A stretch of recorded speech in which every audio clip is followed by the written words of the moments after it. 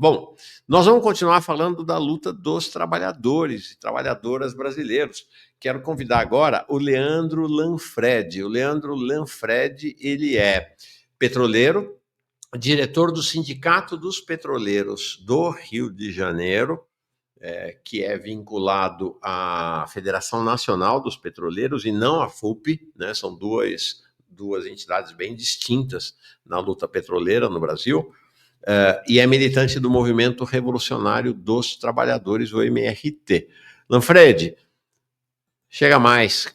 Bom dia, que bom que você aceitou o convite, tudo bem? Eu estou agradecido aí pelo convite e a oportunidade de conversar aí com você. Tá bom. Posso chamar de Leandro, né? Você é conhecido mais como Leandro ou Lanfredi? Depende, na empresa tem o costume de usar o sobrenome, né? Então, mas quem é os mais próximos me chamam de Leandro. E no meu crachá fala Leandro, está escrito Leandro, mas usam o sobrenome, mas tudo então bem. Pronto, vou te chamar de Leandro.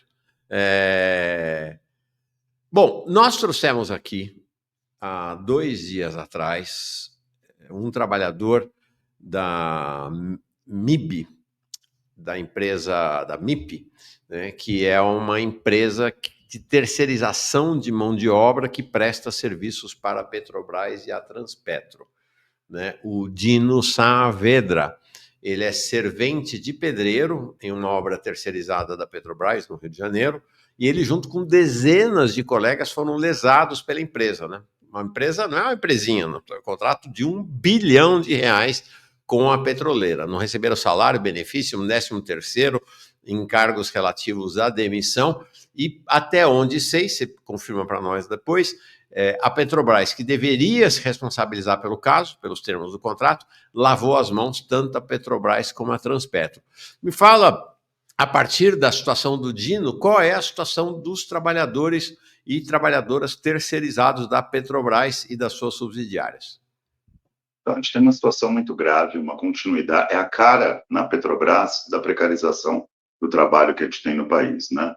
A Petrobras tem nos números oficiais, cerca de 120 mil terceirizados, mas o número é muito maior que isso, porque tem várias maneiras de não contabilizar por quarteirização e por PJ, então 120 é o número oficial. Você tem recorrentemente casos como esse da MIP, de calote, de não pagar salário, não pagar uma série de direitos. Inclusive, a própria MIP assumiu alguns contratos de uma empresa antes que estava dando calote. E a curiosidade mais sórdida é que, na sede da Petrobras, no Edcem, a empresa que assumiu no lugar da MIP, ambiental, também já está atrasando o salário dos terceirizados. Ah, sim? Sim. É uma situação recorrente da precarização do trabalho que a gente tem na Petrobras, né? A gente tem quase todo mês algum acidente fatal e sempre as vítimas são terceirizadas. Teve a Rafaela em Macaé em outubro, o Diego e o Ebert em Angra em novembro, e, bem, até onde é meu conhecimento, dezembro e janeiro, felizmente, ainda não tiveram, não aconteceu nada. Mas a gente tem essa estatística terrível que sempre acomete os terceirizados. A gente tem escala 6x1 para terceirizados na Petrobras, tem um contrato intermitente. Então, tem uma situação muito grave. A Petrobras, a Transpetro, o TBG, Pebio, né, todas as empresas do sistema, nunca se responsabilizam, lavam as mãos. Durante o governo do golpista do Temer, retiraram do nosso acordo coletivo uma cláusula que chamava Fundo Garantidor, que obrigava a Petrobras e a Transpetro a se responsabilizar para cumprir o acordo coletivo dos petroleiros, e desde então ela se recusa a aceitar ter uma cláusula similar no nosso acordo coletivo, para obrigá-la a se responsabilizar, coisa que ela não faz. Só faz Mesmo mediante no governo do judicial. PT agora? Mesmo no governo do Lula? O acordo coletivo de 2023, eles não aceitaram que fosse inserido essa cláusula.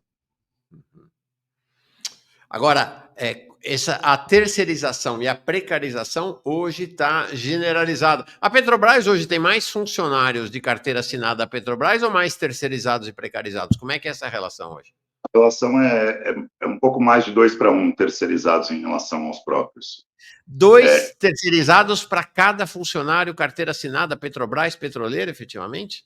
Tem. No auge de empregos na empresa, em 2012, 2013, era 4-1. eram 120 mil próprios para quase 500 mil terceirizados.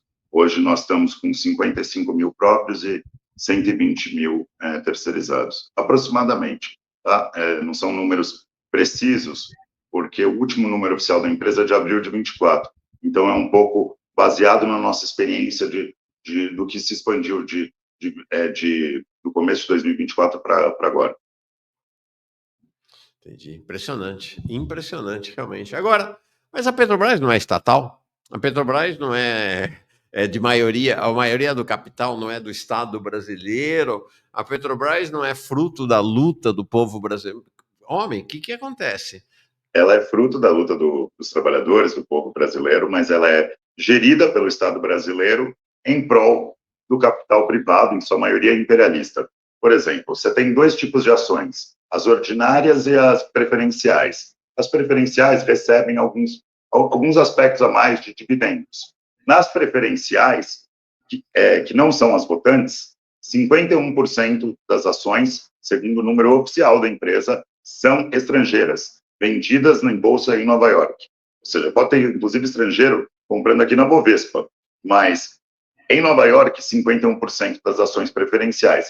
No capital votante, o governo tem maioria, só que administra ela em prol desses acionistas privados, é uma característica que segue presente, mesmo no governo do PT.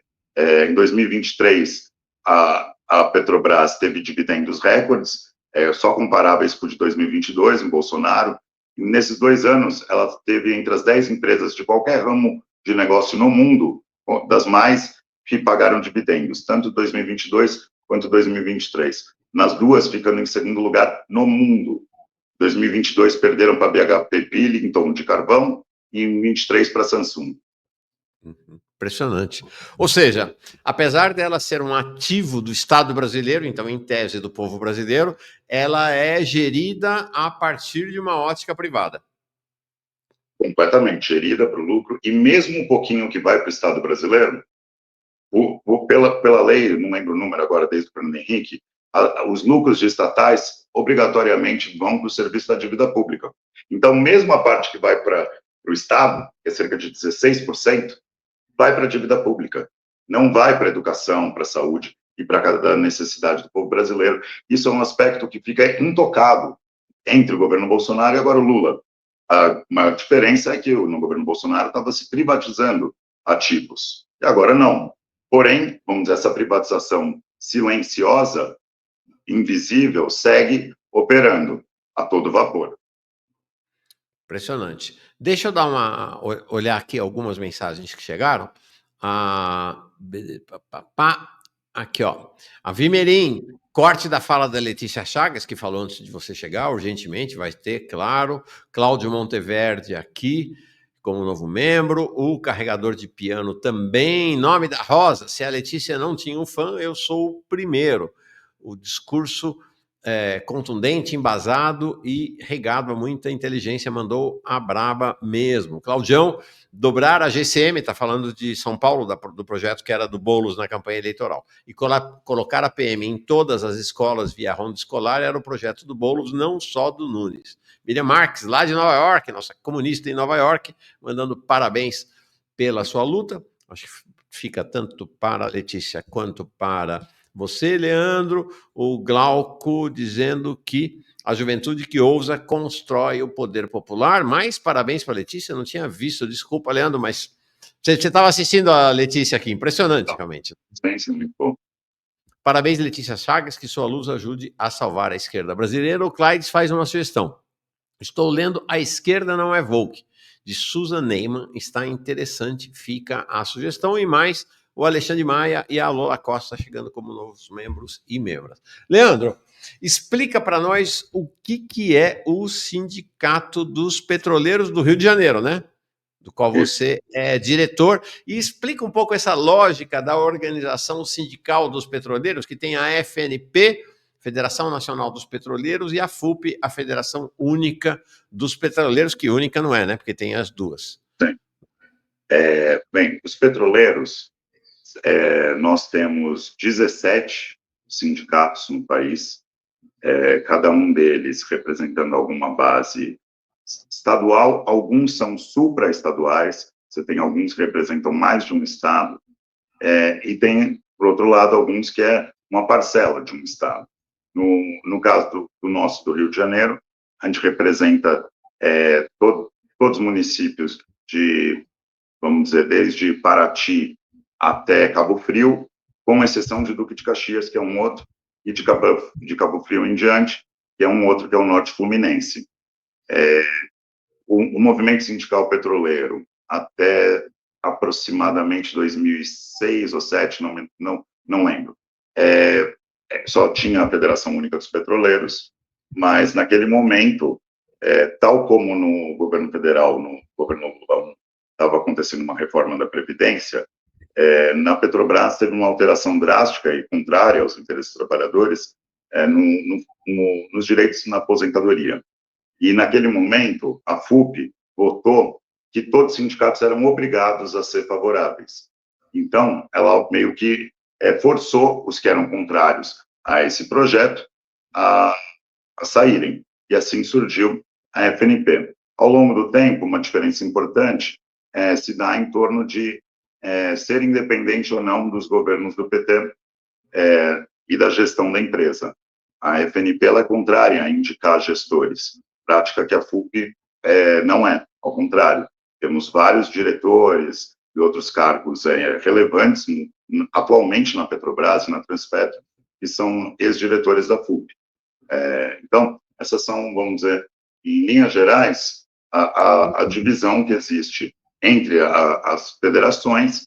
A gente faz um esforço, pelo menos, por exemplo, nós do Rio de Janeiro, nesse momento, estamos fazendo, por exemplo, chamado a FUP, a gente construiu uma mesa única de negociação com a empresa, na luta que está tendo em relação ao teletrabalho, mas a FUP, no momento, não está aceitando. Então, até mesmo, vamos dizer, diante da patronal, ainda não conseguimos atuar de forma unificada. Às vezes, conseguimos negociar de ter um calendário de luta comum, como, por exemplo, na quarta-feira que vem, que vai ter uma série de ações em todas as unidades do país, acordada pelas duas federações e todos os sindicatos.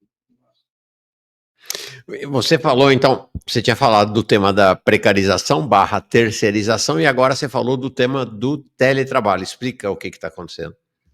A Petrobras determinou, sem nenhuma negociação com a categoria, com seus sindicatos, uma alteração na quantidade de dias presenciais que a categoria faz.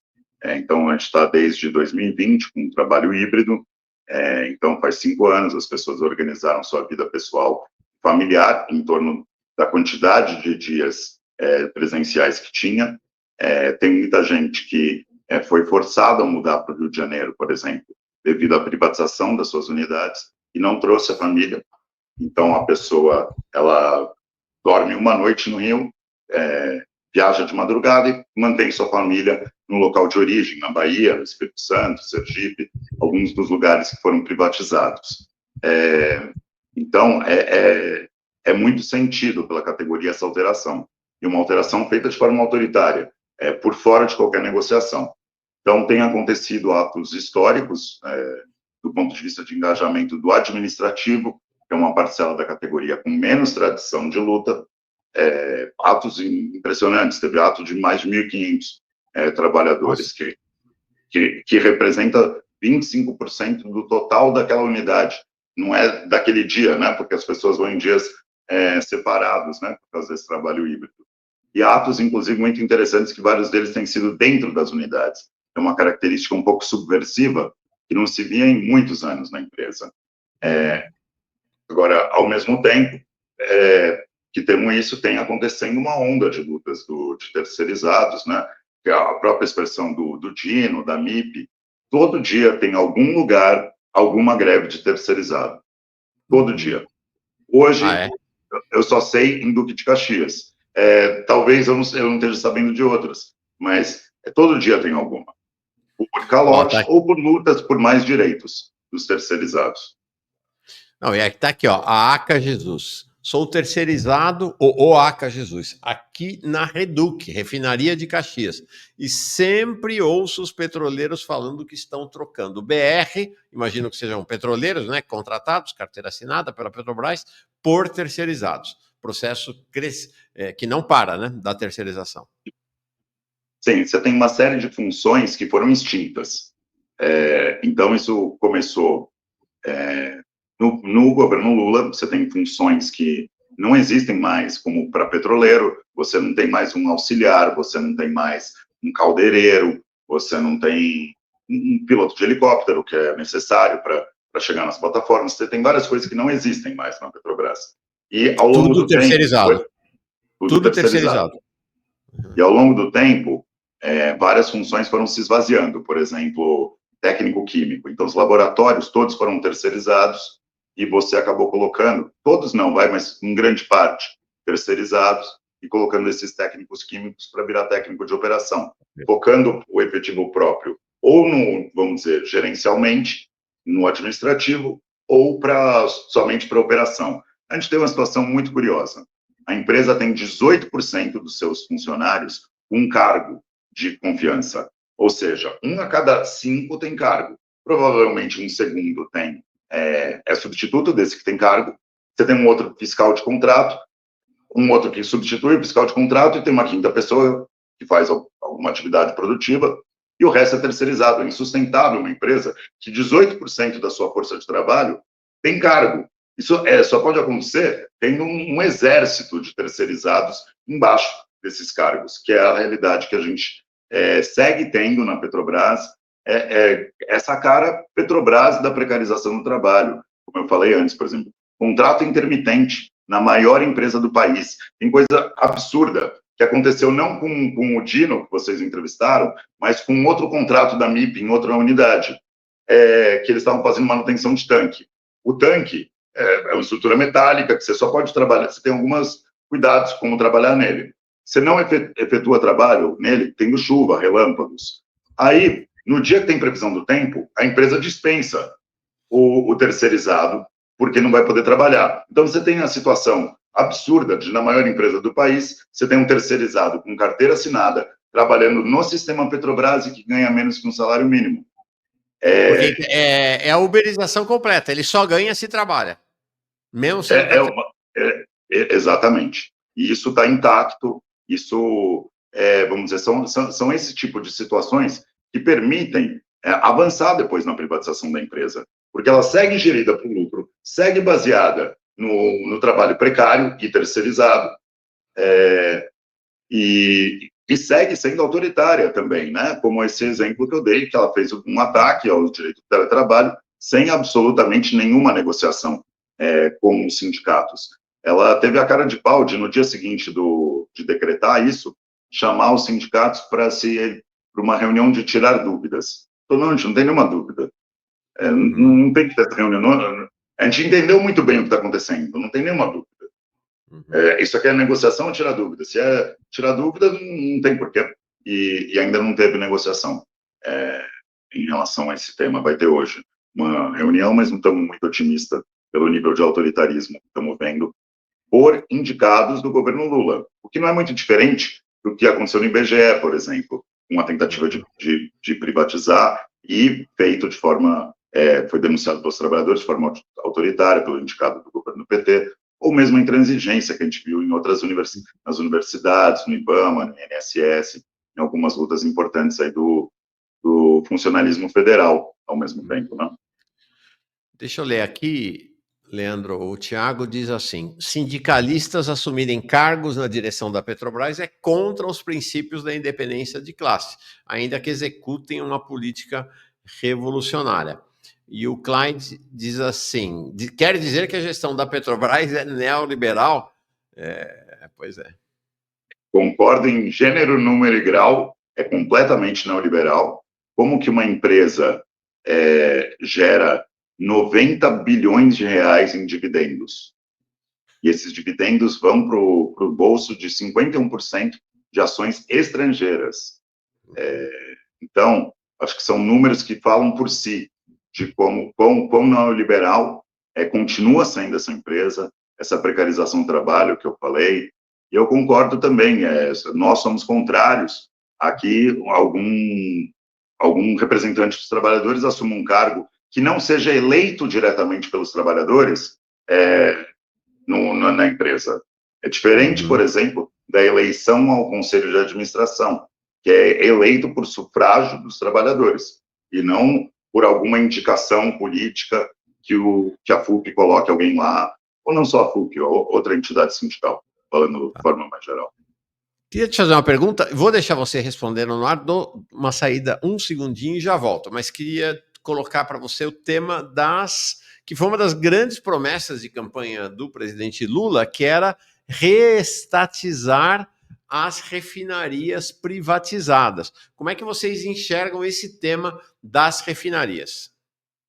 Evidentemente, a gente luta para que sejam reestatizadas as refinarias que foram privatizadas e cada uma das unidades que foram privatizadas, né? Não só a refinaria da Bahia, a refinaria do Amazonas, a do Rio Grande do Norte, a do interior do Paraná, não sei se eu esqueci de alguma, mas várias unidades foram privatizadas, várias plataformas, campos terrestres, e absolutamente nenhum desses ativos foi reestatizado já estamos aqui agora em 3 anos do governo Lula. E mais que isso, se você pegar os números da ANP, a participação da Petrobras na produção de petróleo e gás do país não para de cair. Ela caiu 7% em 2 anos do governo Lula. Por quê? Como é que é? Não, pera. Repete, não entendi. Como é que é? A participação, a porcentagem a Petrobras, ela é a operadora de grande parte da produção de petróleo do país. Isso. Ela opera cerca de 3,7 milhões de barris dia. Só que ela é proprietária de 2,7. Por quê? Porque ela não privatiza o campo, mas ela entrega 10% para a Shell, 20% para outra, etc. Ela continua sendo a operadora, mas ela é cada vez menos proprietária do que ela opera. Então, a gente já está em 61% sendo Petrobras. 2013 era 93%. Quando o Lula assumiu, agora era 68%. Caiu 7% em 2 anos de governo Lula. É mais do que caiu em ritmo, é mais do que caiu no governo Bolsonaro, que foi 9%, só que em 4 anos. No Lula já caiu 7% em 2 anos. É mais uma expressão, tanto de uma gestão voltada ao dividendo do acionista privado, como do avanço silencioso da privatização, que se expressa em ainda não ter retomado nada do que foi privatizado e que é parte da luta do movimento petroleiro, dos trabalhadores petroleiros, é que seja retomado cada um dos ativos vendidos, mas tem essa outra privatização muito mais silenciosa e sórdida que segue acontecendo. Você pega aqui um campo, ele segue sendo Petrobras, mas 10% agora é Shell, etc. Shell, Conoco, Philips, enfim, qualquer uma das grandes empresas, inclusive as chinesas, né, Sinopec, Sinopec. Cara, é impressionante, eu não tinha ideia disso, né? Estão desmininguindo a Petrobras, né? Chocante o que está acontecendo, chocante. Não precisa privatizar, né? Não precisa privatizar, né? Você vai fazendo subterraneamente e vai, além de implementar uma gestão de espírito privatista na Petrobras, você vai aos poucos privatizando os ativos de maneira silenciosa, com essa distribuição que ela vai fazendo, né? Exatamente. Uma parte é herança, não é só o que venderam agora, de pouquinho herança do que já foi vendido e está aumentando a produção, já com parcerias estrangeiras, mas segue tendo essa privatização silenciosa. Então, o desafio é a gente conseguir, em primeiro lugar, unir a categorias, tem muitas pautas diferentes, cada parcela da categoria, por exemplo, está falando de teletrabalho, operacional, tem uma pauta muito sentida de falta de efetivo, maior risco de acidentes por falta de pessoal, e também dar as mãos aos terceirizados, né, que têm essas condições. A gente tem que lutar para abolir a escala 6x1, temos que lutar para abolir o contrato intermitente, mas também lutar para que eles tenham escalas de trabalho iguais às nossas. Tem um preconceito gritante entre efetivos e terceirizados, que você vê que o tempo de repouso é diferente. Vou dar um exemplo do mais gráfico. Petroleiro de plataforma, Petrobras, 14 dias de trabalho por 21 de descanso. Em terceirizado, 14 de trabalho por 14 de descanso. É uma semana a menos de descanso a cada embarque. Para fazer o mesmo trabalho, basicamente. Sim, basicamente. Talvez muito mais pesado até o trabalho do terceirizado, frequentemente. e como que a gente une esse conjunto de lutas para, que eu estava falando, também em torno de uma luta para recuperar uma bandeira, né, que o sindicato defende, uma Petrobras 100% estatal. Então, como que a gente avança nesse sentido? Mas para Sim. avançar nesse sentido, a gente precisa unir a categoria e ganhar apoio da classe trabalhadora como um todo. O esforço de vocês, em que pese, então, as divergências e as diferenças com a FUP, que é vinculada à CUT e ao governo Lula, é de, na medida do possível, buscar ação unificada com eles. Sim, a gente busca, no que houver acordo, organizar a luta conjunta, ainda que nós temos um pouco de pé atrás, porque nunca aceitam negociar junto e costumam sempre fechar um acordo antes com a empresa e abandonar a luta no meio do caminho. Mas lutamos por um calendário conjunto e lutamos para que a base se envolva na luta em cada categoria, em cada local, inclusive no Sindipetro Rio de Janeiro, para a base ir tomando, se organizando, ser mais forte, mais democrático, e ela decidir os rumos de como deve avançar ou não, recuar, etc., em sua luta. Uhum. Legal. Deixa eu te perguntar uma coisa. Não, deixa eu primeiro ler aqui. O Tiago está dizendo aqui: eu fiz uma pergunta. Sindicalistas assumir cargos na direção da Petrobras é contra os princípios da independência de classe, ainda que executem uma política revolucionária? Ah, Tiago, como você não tinha posto interrogação, eu tinha entendido que você estava fazendo uma afirmação, né? Mas agora entendi que você está fazendo uma pergunta, então. Mas acho que, de certa maneira, você já respondeu, né? Sim, eu só queria acrescentar uma coisa em relação ao que o Thiago colocou, porque eu não acho que estão fazendo uma política revolucionária, ainda é pior ainda a questão, porque você está gerindo uma empresa para os dividendos e com precarização do trabalho. Isso não tem nada de política revolucionária. E, completando a outra parte da pergunta e do Thiago, também discordo, não acho que é uma política correta. Isso confunde os trabalhadores. Achar que não, eu tenho um companheiro, só que é esse companheiro que agora está organizando uma privatização. Então, a gente não, é contrário a esse tipo de postura. O Tiago completa aqui, ó. Se formos contra a participação dos sindicalistas na direção da Petrobras, quem deve ocupar os cargos de direção? Os burgueses? Legal. Bom debate. É uma ótima pergunta. Aí eu vou falar como militante do MRT e não como diretor de sindicato, que a gente ainda não tem uma posição fechada sobre isso. Mas a gente luta para que a empresa seja administrada diretamente pelos próprios trabalhadores, democraticamente. Então, eu acho que a gente deveria ter cargos elegíveis pelos trabalhadores. E não necessariamente a gente precisa ter esse nível de hierarquia. Com certeza, a tomada de decisão pelos próprios trabalhadores permite articular o trabalho de outras maneiras até mais eficientes.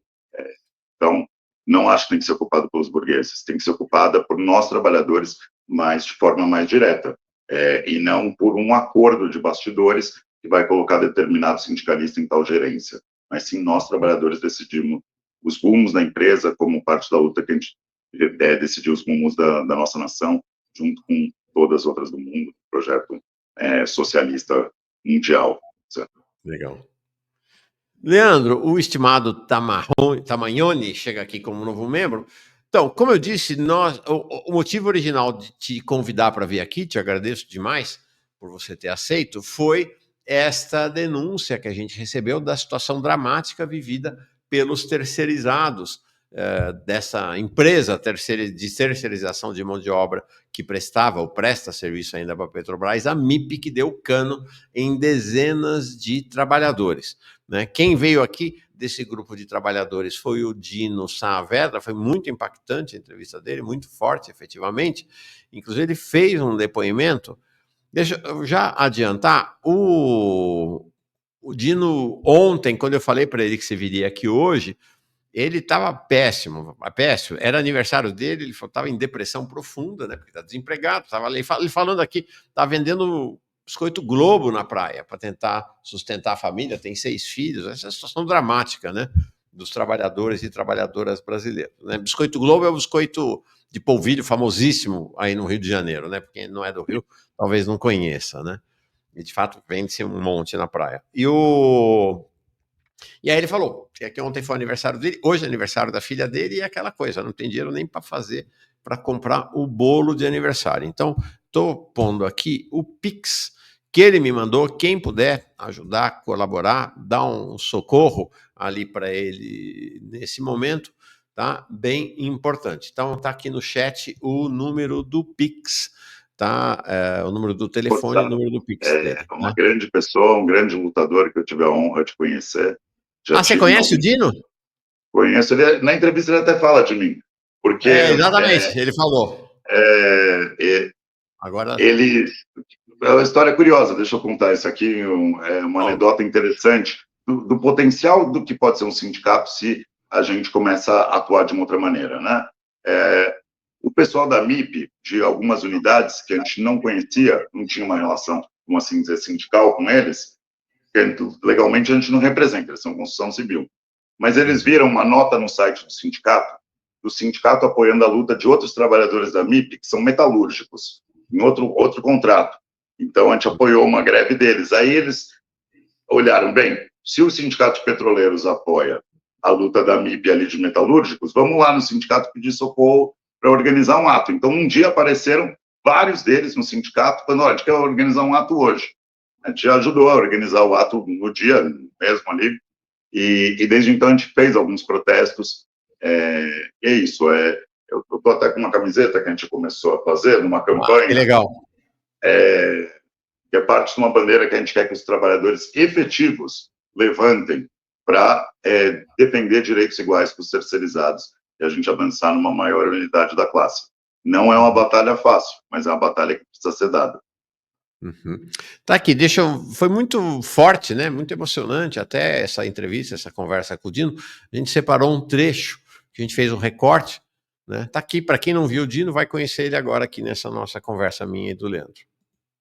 Fazer um apelo direto para a Petrobras, para ela poder arrumar a casa dela e não deixar essa desordem estar acontecendo, porque nós, trabalhadores brasileiros, nós merecemos uma vida digna, porque nós nos responsabilizamos ao assinar nossa carteira de trabalho em chegar lá para exercer nossa função, fazer o nosso trabalho, participamos de DDS, aceitamos proposta mediante ao sistema Petrobras, porque cada site tem o seu projeto.